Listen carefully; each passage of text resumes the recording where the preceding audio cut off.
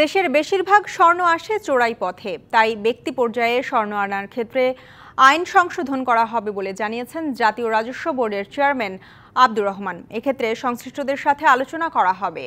দুপুরে রাজধানীর আগারগাঁওয়ে এনবিআর ভবনে স্বর্ণ ব্যবসায়ীদের সাথে মত বিনিময় সভায় তিনি এসব কথা বলেন। জানান, অবৈধ পথে স্বর্ণ আসায় রাজস্ব হারাচ্ছে দেশ, ক্ষতিগ্রস্ত হচ্ছেন ব্যবসায়ীরা। এ সময় বাংলাদেশ জুয়েলারি অ্যাসোসিয়েশন বাজুস নেতারা ভোক্তা পর্যায়ে ভ্যাটের পরিমাণ ৫ থেকে ৩% করার প্রস্তাব করেন। এ বিষয়ে এনবিআর চেয়ারম্যান জানান, ভ্যাটের আওতা বাড়াতে প্রয়োজনে রেট আরও কমানো হবে।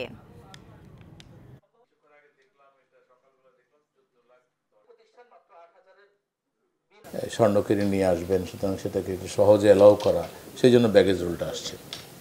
কিন্তু আমরা এখন যেটা দেখতে পাচ্ছি, যেটা ব্যাপক মিসইউজ হচ্ছে, সেক্ষেত্রে আমরা হয়তো ব্যাগেজ রুলটাকে একটু চেঞ্জ করব, সংশোধন করব, ঠিক করব।